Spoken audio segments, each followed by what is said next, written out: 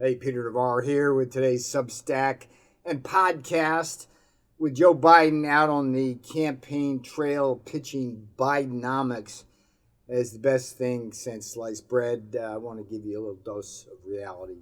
So here we go. Bidenomics equals stagflation and a bleak American future. Bidenomics equals stagflation. That's America's sober economic reality after more than 2.5 years of a Joe Biden presidency pockmarked by profligate government spending, soaring interest and mortgage rates, a precipitous loss of strategic energy dominance, a southern border invasion, a new and expensive endless war, and a rapidly expanding trade deficit. Stagflation is a tax crueler than inflation alone, which eats away at our purchasing power. This is because the stag part of stagflation also entails recession or slow economic growth. As the 2024 presidential election approaches, Bidenomics is conjuring up the ghost of a 1970s stagflation past that ended in a landslide victory by the Republican Ronald Reagan over Democrat Jimmy Carter. In the final 1980 presidential debate, with polls surprisingly close given the grim economy, candidate Reagan asked the American people, "Are you better off today than you were 4 years ago?" That question, and its obvious no answer, triggered a decisive break in undecided voters to the Reagan camp. Will this Reagan-Carter past be prologue to a resounding Biden defeat? The answer to this question must begin with this observation. Biden's Democrat Party is supposed to be the party of America's working classes and wage earners. Yet, American labor is now bearing the heaviest burden of Bidenomics. This burden is most evident in the mostly downward trajectory of real wages, which measure actual or nominal wages adjusted for inflation. When inflation is rising faster than nominal wages, real wages are falling, along with workers' purchasing power. This is what is astonishing. Of the roughly 900 days Joe Biden has been in the White House, real wages have fallen for almost 700 days, about 75% of Biden's time in office.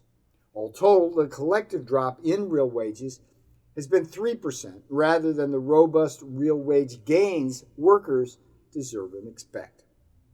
Against this backdrop of falling real wages, energy prices have skyrocketed.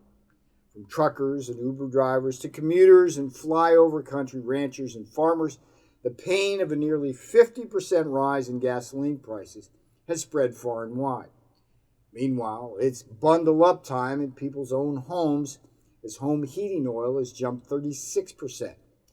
In the Marie Antoinette let them eat cake category, Bidenomics has also delivered a 16% increase in milk prices, a 25% increase in beef prices, and a whopping 82% increase in egg prices. As for Gimme Shelter, home prices have risen 32%, while rents have risen 15%, and it now costs 21% more to keep the electricity on. So how has capital fared compared to labor? A bit better, but not exactly good. Here, any lag in capital performance is important, not just to Wall Street. America's Main Street pension systems need robust market returns to stay solvent over time. Since Biden's inauguration, the S&P 500 index, the broadest measure of capital performance, has risen 16%. While that may sound robust, this single-digit annual improvement lags behind the historical double-digit annual average of the last 20 years. It's far worse for the tech-laden NASDAQ. Its return has been nearly flat in the Bidenomics era, about 2%. It should be no surprise why Bidenomics is failing. Its primary strategy is grounded not in sound economics, but rather cynical politics. Biden and the Democrats will deliver a massive and massively excessive multi-trillion-dollar Keynesian stimulus in the months leading up to the 2024 election. They hope to buy off large swaths of the electorate with a short-run fix of good times. This political ploy may work. Stay tuned. But at what cost? Currently, the U.S. has a debt-to-GDP ratio of about 120%. This level is already unacceptably high. An ideal level is below 50%. However, with the Bidenomics overstimulus packages set to help drive the national debt to about twice the size of the U.S. economy over the next 30 years, America's debt-to-GDP ratio is projected by the Congressional Budget Office to rise to nearly 200% by 2050. Why does this particular yardstick matter? Because any country's debt-to-GDP ratio measures the ability of its taxpayers to fund essential government services ranging from infrastructure, education, and healthcare to national defense, Social Security, and Medicare. In this case, as Bidenomics and stagflation drives up the debt and slows GDP growth, more and more of America's tax dollars will be spent servicing our national debt, and less will be spent on serving the American people. In these ways, Bidenomics not only equals stagflation, it guarantees a bleak economic future for young and old Americans alike, and a significantly diminished ability to provide for our education, healthcare, transportation, and national defense needs. Peter Navarro, we'll see you next time. I'm out. Be sure to check out my Substack at peternavarro.substack.com. That's peternavarro.substack.com.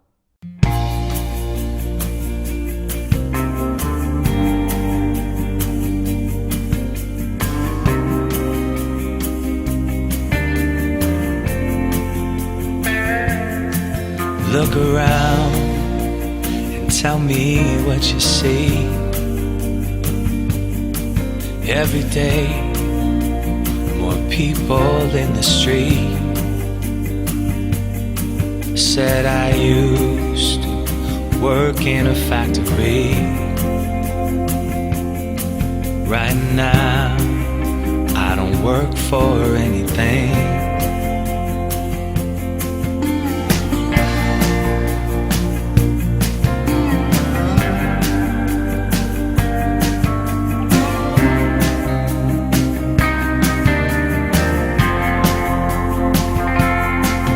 It's not me, but my family I wish to feed. Not much, 'cause we've got simple needs. Too bad they sent our jobs away. As the CEOs get richer and our jobs all move offshore, go to the store and spend our money. Send all the dollars overseas. This ain't the land of milk and honey. This is the land of trading greed.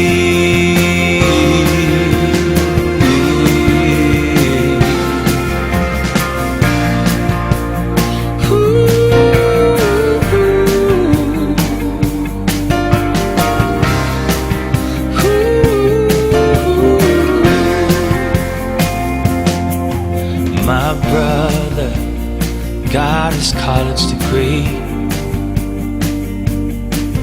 He dreamed of running a factory. Now he's back home, living with mom again. 'Cause there's no bright future for a working man like him. Oh, go to the store and spend our money. Send our dollars overseas. And this ain't the land of milk and honey. This is the land of trade and greed. storing, spend our money. Yeah, send our dollars overseas. Whoa, this was the land of milk and honey, and now it's the land of trading. We